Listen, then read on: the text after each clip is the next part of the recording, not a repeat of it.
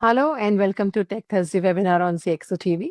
I am Kalpana Singhal and today we are diving into a topic that's on every BFSI leader's mind, which is large language models versus legacy. Like we are going to figure out if BFSI tech stacks can keep up with AI. So joining me are two exceptional thought leaders. In fact, they are the global thought leaders. Let me introduce Dr. Lopa Basu. She's MD, Cybersecurity and Tech Risk, InfoSec Gurukul, and our Cybersecurity Strategist. And Namaste. then, yeah. And then we have Dr. Utpal Chakraborty. He's AI and quantum scientist and co-founder and CTO at IndiqAI. He is also Gartner ambassador for AI. Thank you. Thank you so much. So legacy systems gave BFSI stability, but AI is rewriting the rule book. Today, we'll explore how to bridge that gap. So my first question goes to Dr. Lopa. Like legacy BFSI systems we discussed were built for stability, not adaptability. In your view, Lopa, what's the biggest bottleneck in making them AI ready? Very interesting question, Kalpana. I think, most of the organization also dealing with this battle. In my view, the biggest bottleneck is not a single technical issue, but a profound conflict between the core principle of legacy BFSI system and the demands of AI. We are dealing with the clash of technology, culture, governance, that is technical debt, organizational cultural friction, and a fundamental conflict of governance. So let's come to the technical debt and operational issue. Our systems are burdened by decades of mm, uh, decades of technical certain way that how technology rule or govern. They are monolithic with silo data that makes it almost impossible to create a clean, unified stream AI needs. This is a kind of classic garbage in and garbage out problem we are facing today. This rigidity also introduced new cyber risks, creating an unforeseen attack surface and greater operational risks from third party dependencies and lack of resilience. Apart from that cyber area, I can also see some of the area which is major challenge, creating a major challenge, that is a governance. So when we look at the AI governance, particularly, deep learning models are often black box. Regulated demands a transparency, explainability for decision, and a requirement are huge.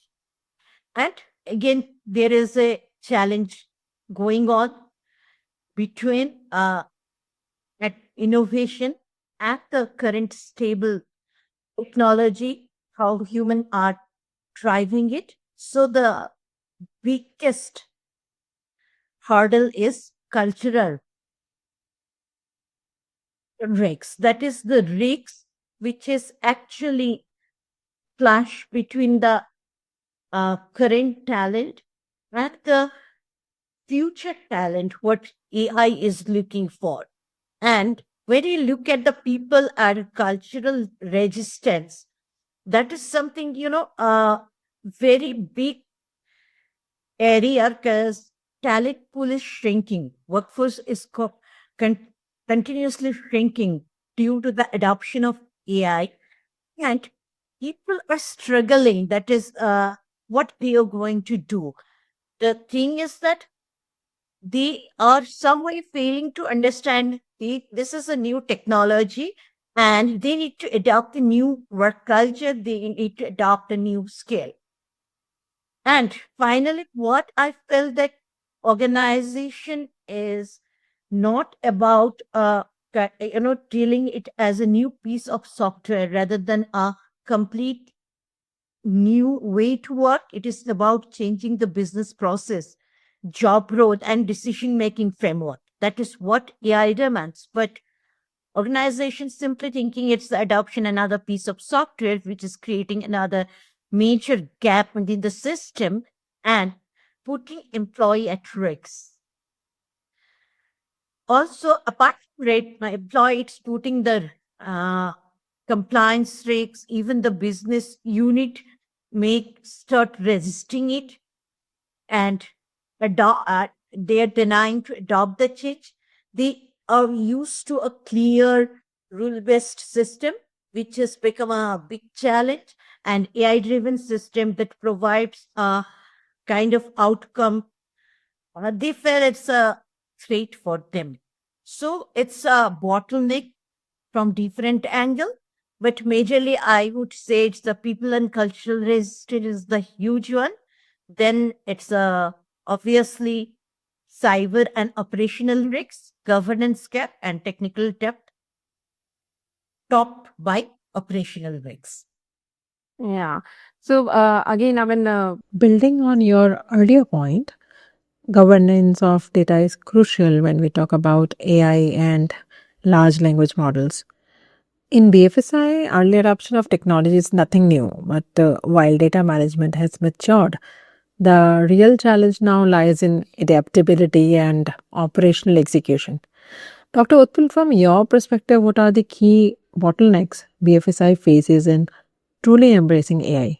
Yeah, so essentially, so you rightly say it, like BFSI is good at adopting new technologies. So I mean, considering it's a highly regulated industry, but even then, if you see the adoption of different technologies that came time to time, BFSI was quite good at that.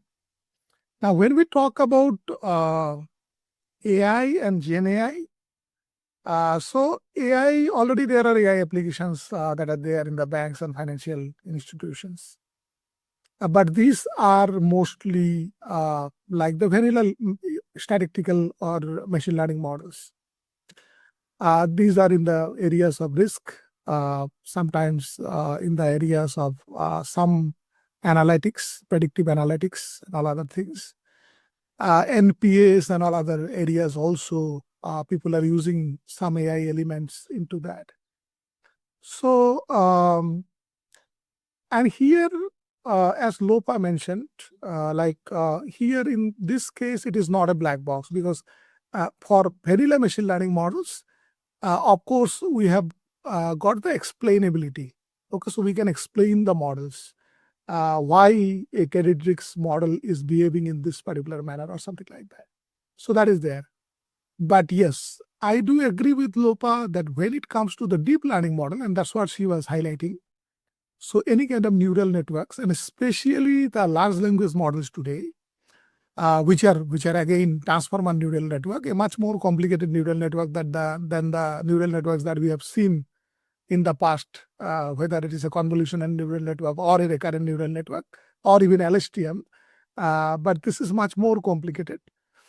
And also the amount of data that has been used to train these models and the amount of memory that it accumulates after the training, it's huge. So definitely explainability, I mean, from explainability standpoint, it is very difficult to explain a large language model or even a small language model, which has been trained with substantial amount of data. Okay, not like trillions of parameters, but probably a couple of millions of parameters. So now considering these scenarios, BFSI definitely they would like to adopt some of the Gen AI capabilities because they need those. And many of the problems that we have been struggling to solve in the BFSI domain, I think Gen AI is the solution. But the problem is, again, the models that are coming, the large language models that are coming, these are very versatile models. Okay, so in a BFSI, you don't require a large language model which knows how to write a poem, right? Or how to write something else. Okay, so this is not something that is required. So that's where these small language models will play a major role. Okay, and that is the trend nowadays. It is going on. And even our government has a huge focus on even small language models, because personally, I also believe that large language models are good for general purpose. Okay. But for specific purpose, and also when we talk about the agentic AI, the latest automation that we do with AI agents, the brain behind those agents will be definitely small language models.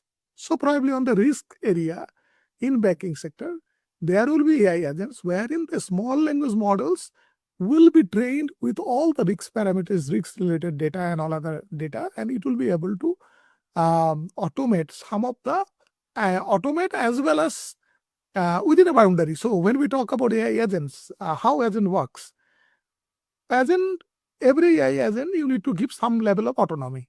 Okay, and that is the purpose of that. Okay, so that it can take some level of decisions by itself. But at the same time, you also draw a boundary, because you cannot give the complete autonomy to AI agent. So with this autonomy and boundary, these AI agents will be able to work on some outcomes, not like task, because we already have some automation that is already been there, like robotic process automation, or traditionally we are doing a lot of automations. But those automations are very, very task specific. Okay, a particular task, it can do that particular task.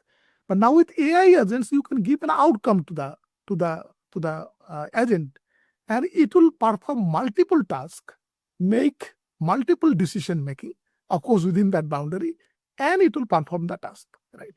So this is a huge change or a paradigm shift, you can see. The automation that we have been seeing, okay, since last couple of decades, right? So definitely this has got an implication to the BFSI.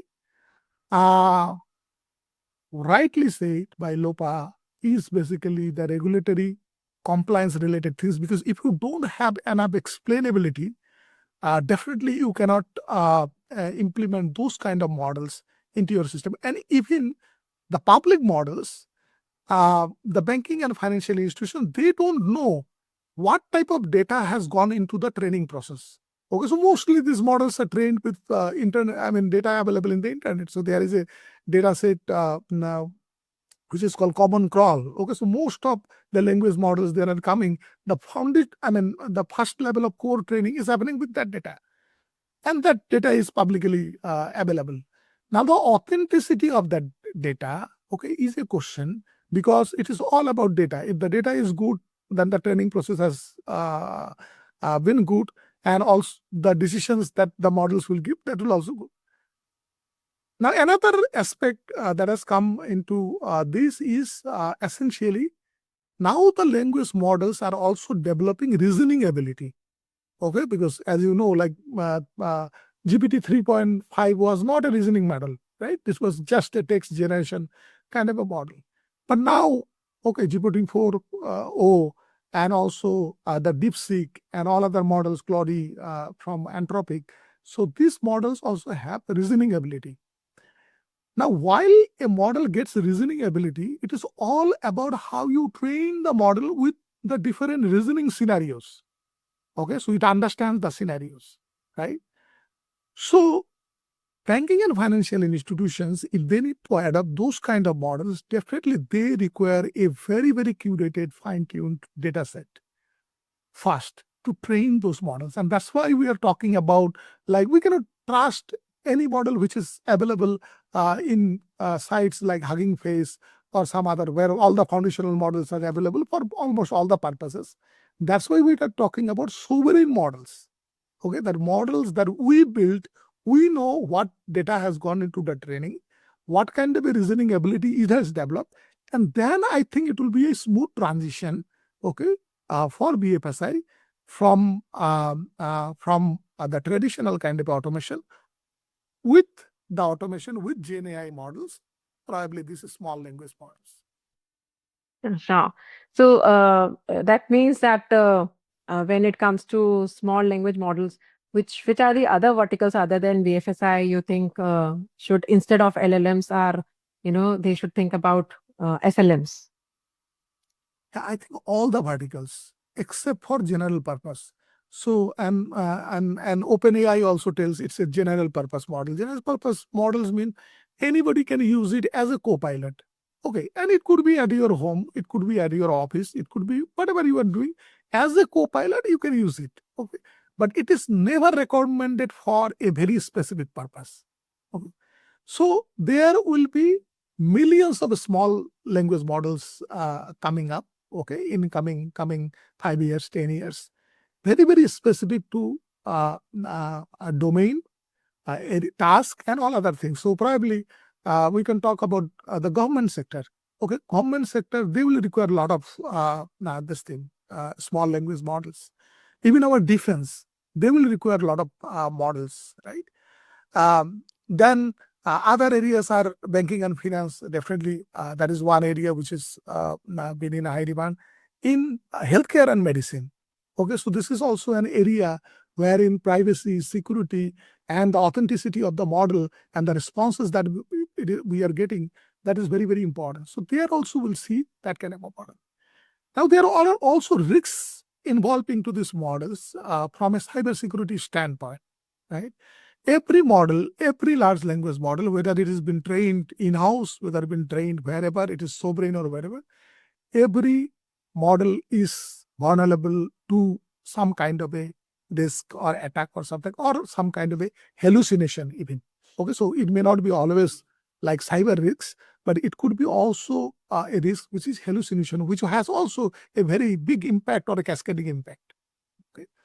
Now, to deal with this kind of scenario, definitely there are measures available where we can do. So now there are proxy models available. Now you don't give access to the models either to individuals or to another system directly, but you put a proxy model in between, right? And this proxy model actually is having all types of security measures and all type of controls that you want to build on top of that particular language model. And these kind of things are now coming up, and I will see in coming, say, 3-4 years, there is a huge adoption because, industries cannot escape from the generative AI. Okay, so there is no escape from it. Only thing It's kind of a marathon. Yeah.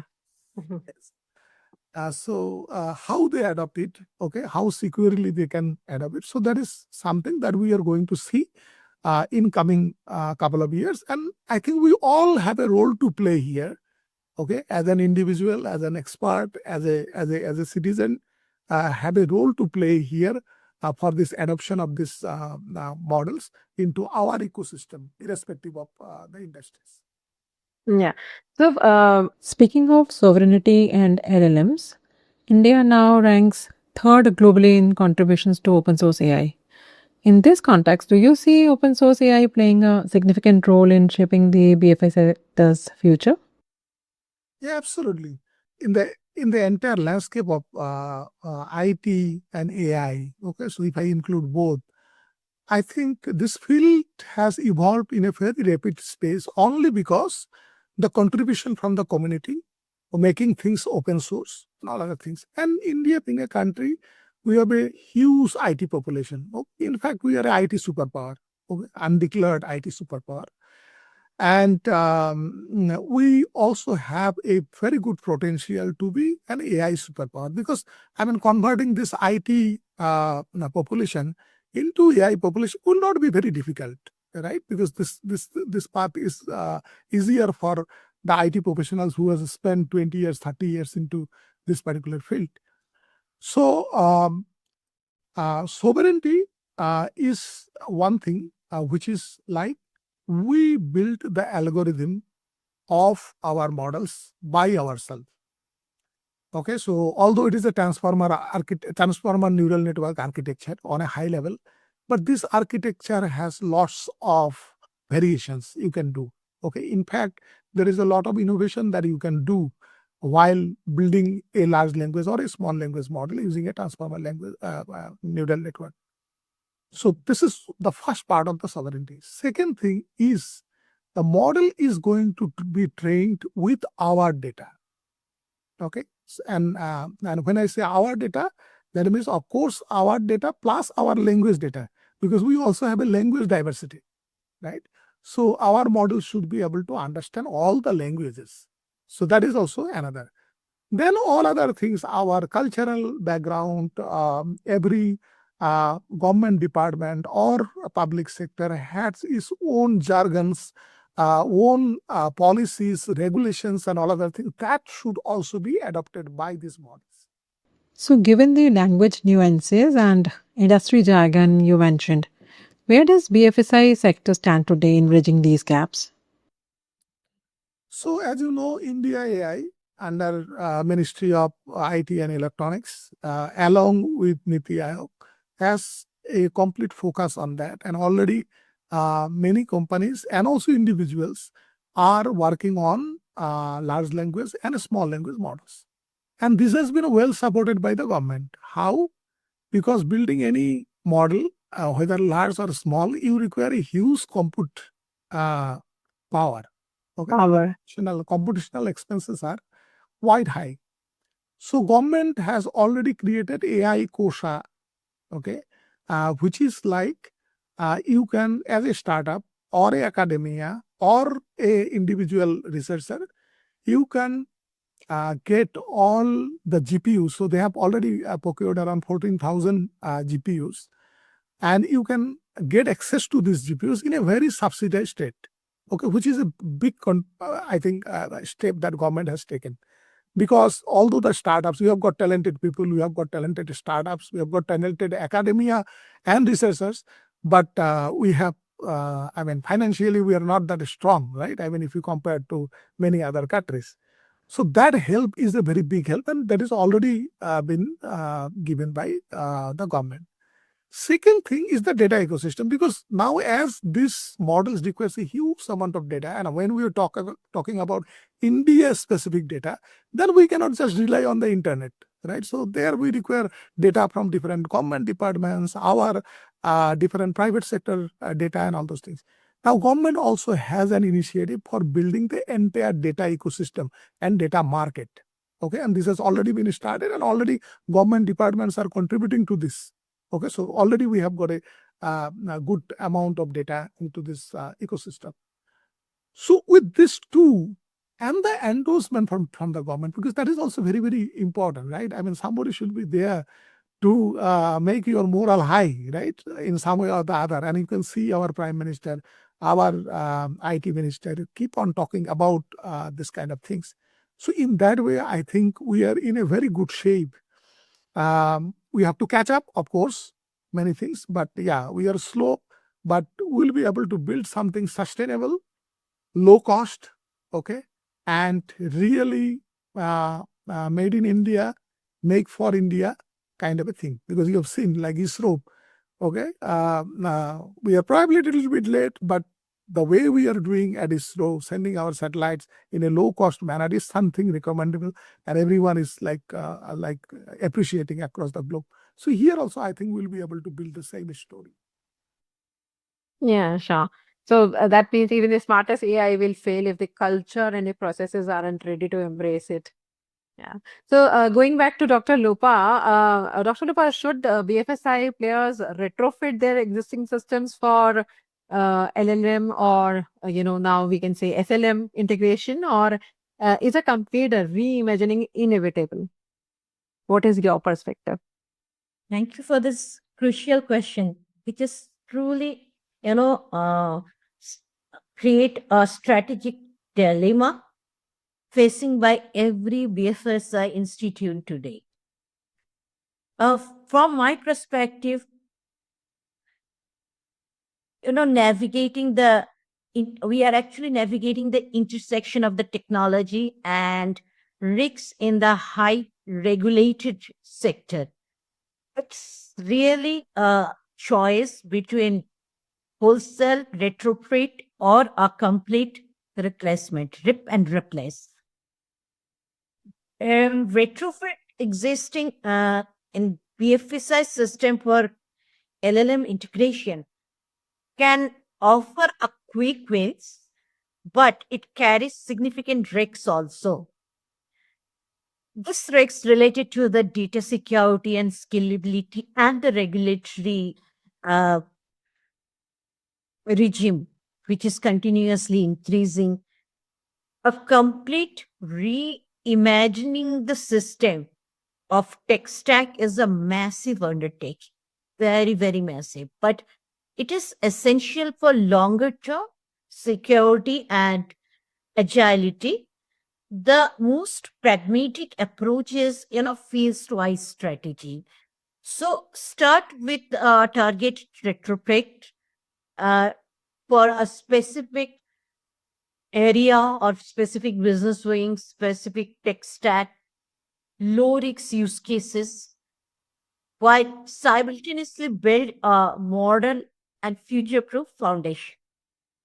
This is a scalable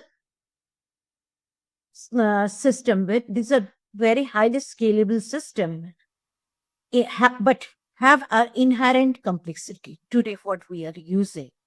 And stringent regulatory demands of our sector actually creating a multi-layer and problem, or I would say even it's a multi-billion-dollar endeavor. So operational and cybersecurity risks is very major in this area. So considering all this, I admit that my recommendation is a pragmatic phase-wise approach.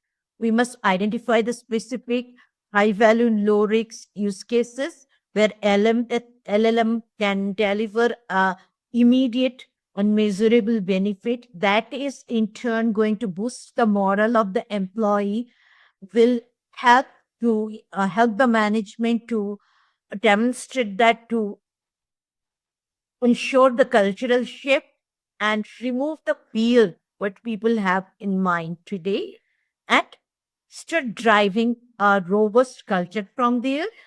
Also, API layer and needs to be relooked from a AI perspective.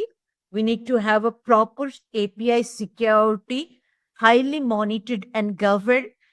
Also, we need to have a proper and strict data governance. That is required. It is not a requirement for regulator. It's a business requirement today, because ultimately you need to run the business end of the day. Yeah. So Gen AI is forcing a no middle path decision. It's a incremental change may not be enough kind of situation. Yes, some cases, and some cases, it's striking the balance between your business, your tech stack, and the regulatory requirements. So you need to identify what is the strategy for which area and strike the balance. It's a journey. It's not a program or a project. It's a journey. We need to ensure we have a proper roadmap to drive that journey to ultimate destination safely in a compliant fashion. Also, we need to understand India is a very diverse when it is coming to language, when it is coming to culture. So we need to build a system which is having a kind of understanding of that situation, that ecosystem, and that will help us to de-risk the bias, also reduce the hallucination. Well, thank you for that. Now, shifting to the architecture and mindset changes, Dr. Utpal, from static rule engines to dynamic reasoning, what architecture shifts do you see as absolutely essential for LLM adoption in BFSI? Yeah, so LLM or any model for that matter, it brings that intelligent engine, that or the intelligent element or the human cognitive element into the different systems which are already there in the BFSI system. If we talk about, say, a bank, so a bank has some core applications. Like first is the core banking system. Okay. So we have got various popular products starting from Infosys, Finacle to Oracle products and all other products. And then we have got LMS system, loan management system, credit card system, and lot many other systems there. Now the architecture of these systems will remain, I think more or less same. I mean, because these are all business driven. But these systems require some level of intelligence, some level of intelligent automation that we can bring into different parts of the system. And that is what we call the embedded AI, okay, wherein I embed some intelligence into different parts of the system without altering the system much, right? So an LLM, SLM, and finally, the AI agents are going to play that role. Now, embedding the systems in this AI agents into the application is very easy nowadays, because there are already platforms available wherein with couple of lines of code you can bring one agent up. Okay, of course, now the brain of the agent you will have to decide, okay, whether you have to go for a large language model which is sitting in the public domain, which are the popular models like GPT and all, or you want to use a small language model, you want to put it on your infrastructure, okay, run it on your GPU in your data center. So these are some choices that is there. But what I would like to highlight here is essentially, say, one agent. So, I mean, on a high level, an agent has three elements. It has got a brain, okay, like we human has a brain. It will have some tools which are like our hands and legs, okay, and it has got some memory. Memory in the sense, whatever it is doing, it is recording, so that in next time it is doing, it is not reinventing the wheel. It is essentially taking those references from the memories. Now, these agents, when it will be put into a core banking system, or say probably a LMS system, or a campaign management system, or any other systems for that matter, you need not have to completely rebuild that system. Okay, the system remains the same. Only agent sits on top of that wherever it is required. Okay, and probably in some of the areas where there is, say, probably a approval process in every thing that is happening. I'm not using the transaction word, because transaction in banking word has a different meaning, right? So every thing that you are doing, so probably you require an approval process, and this approval process is very straightforward. Okay, you check couple of parameters. If these are okay, then you approve it. So right now, what is happening? So for that, there is a human sitting, probably one human or a team of human.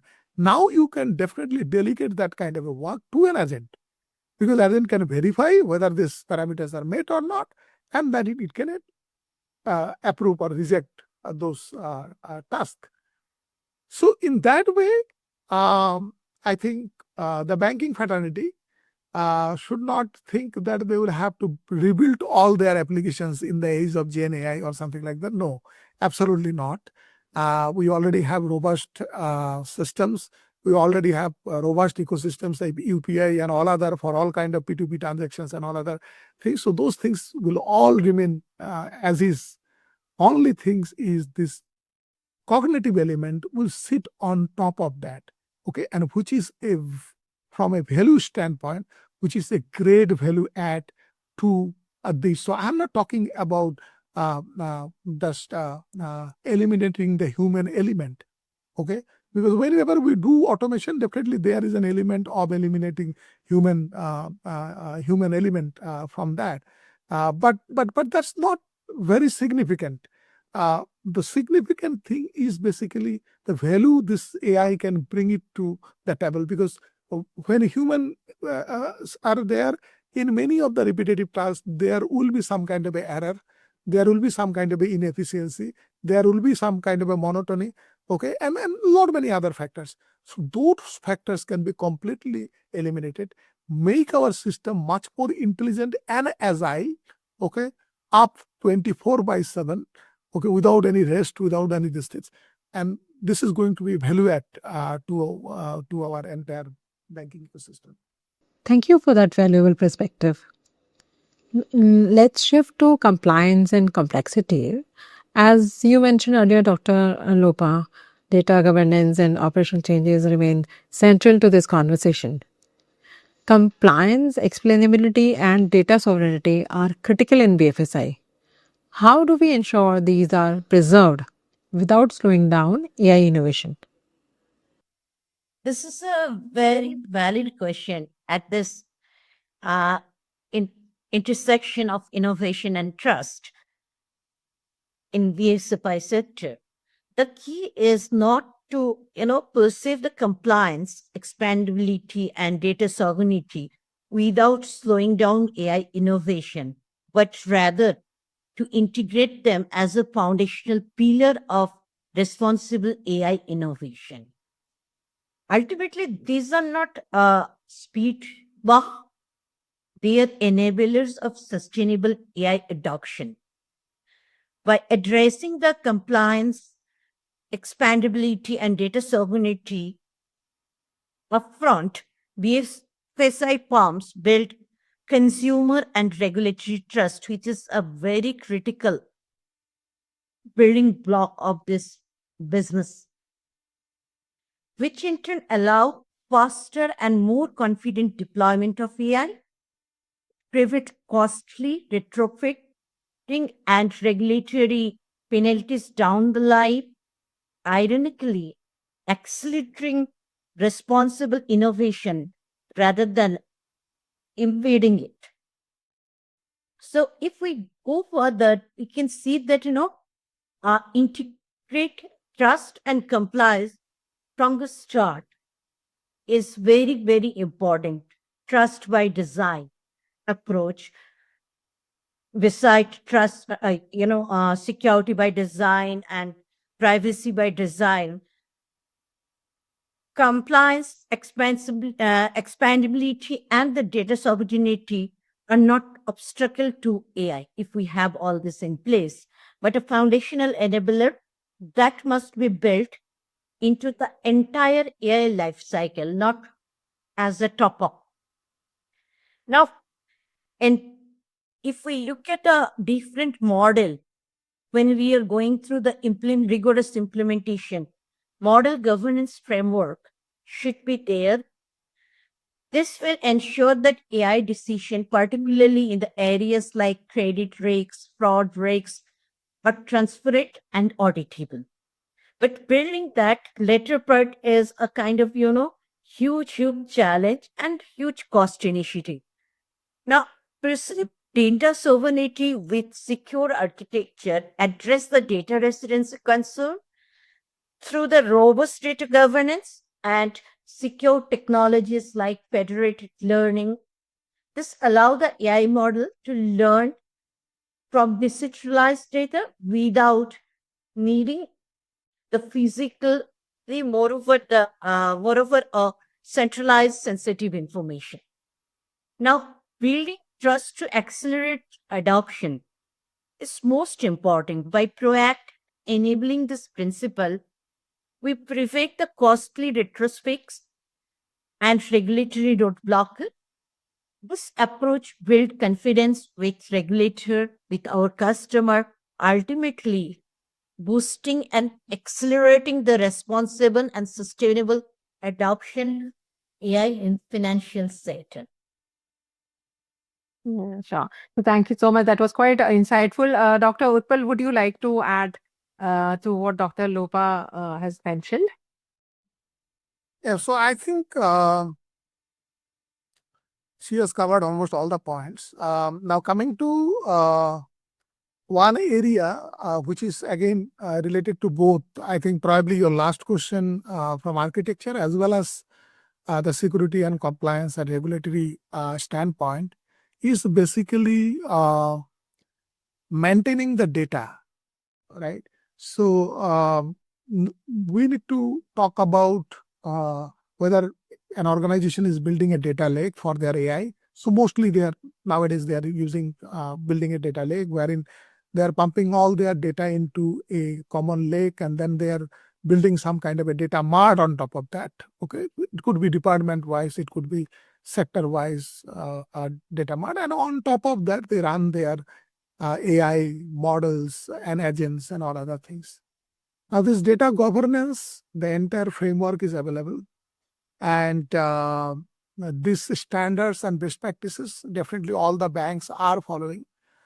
And apart from that, now the DPP, that regulation, okay, which is kind of a subset of, I say, a subset of GDPR.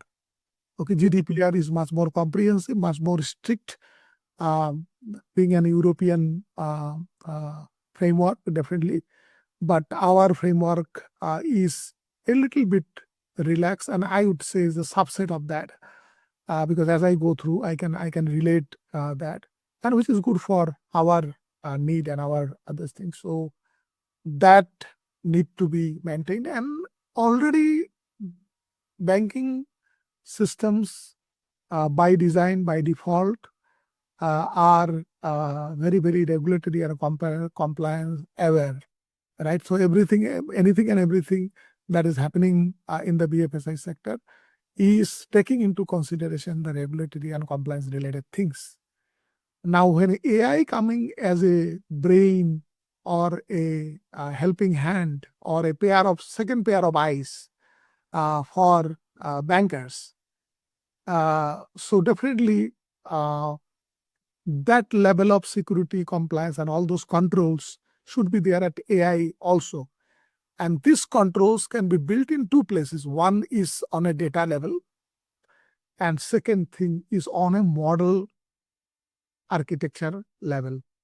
So on a model architecture level, although we have got some standards, but ethics is very, very important, because if a data scientist wants, okay, he can jeopardize the entire thing because it is in his control. So definitely he should follow some ethical guidelines, which is very, very important. And I think this is something in India we'll have to do in a large scale, okay? Because we are building models, ethical guidelines are there, people are following. But how we can ensure that everyone is trained on the ethical guidelines? So the challenges with ethics is you cannot enforce it, right? Yeah. You can practice, you cannot enforce it. So that's where the regulation comes into picture. So definitely the regulatory framework and regulations along with ethics will be able to build a very, very human-friendly, planet-friendly, okay, nation-friendly AI ecosystem. And I'm a true believer of that. So we can say regulation and innovation can be allies, but only if designed with intent, the ethics basically. As we come to the final stage of our discussion, let's look ahead. Dr. Utpal, how do you envision BFSI leaders blending the trust of legacy systems with the intelligence of modern AI models over the next 5 years? Yeah, I think in next 5 years, a lot of things are going to change. And it is really very difficult, honestly very difficult to predict what is going to, because I would also like to highlight another angle, which is quantum computing, which is upcoming. So AI and quantum computing are already converging, because quantum computers are going to give a tremendous amount of speed and agility to these AI models. Okay, so these large language models or these complex models are the best fit for a quantum processor. And also, quantum will bring a lot of sustainability, because scientifically, quantum processes are reversible processes. Okay, classical processes are not reversible processes. What does that mean is essentially the amount of energy that we are burning today with this large language models. So every query you fire to ChatGPT, okay, probably it is taking away the amount of electricity bill that you pay per month in your household, right? So that is kind of a calculation. So, and it is huge. And along with that, there will be a lot of environmental effects also that is happening. Now, quantum computing, when it comes, it is going to take away many of these burdens, because your size of your data centers will come to size of your refrigerator or your washing machine, right? So in that, Wow. yeah. So in that way, I think there is a great convergence that is happening between these two technologies. So in 5 years, we'll see a lot of applications in AI, and that goes for BFSI sector also, which will be trustworthy.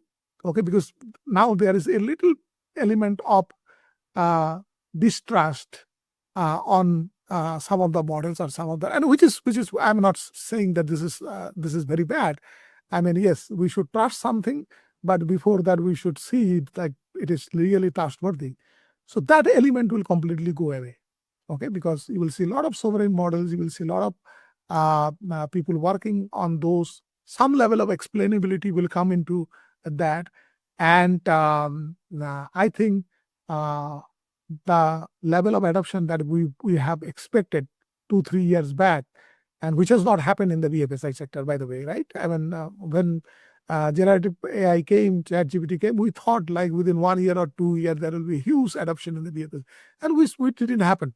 Okay, not only in India but across the globe, the same thing happened. Yeah.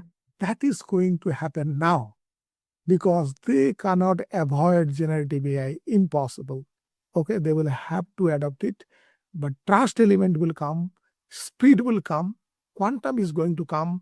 Quantum will also bring a lot of risk into that because all the encryptions that you see today, okay, all RSA keys, all are vulnerable to a quantum processor. So that's why so this is also a big shift that is going to happen. So everybody is going to adopt post-quantum cryptography, which is basically quantum safe keys, okay, which even quantum cannot break.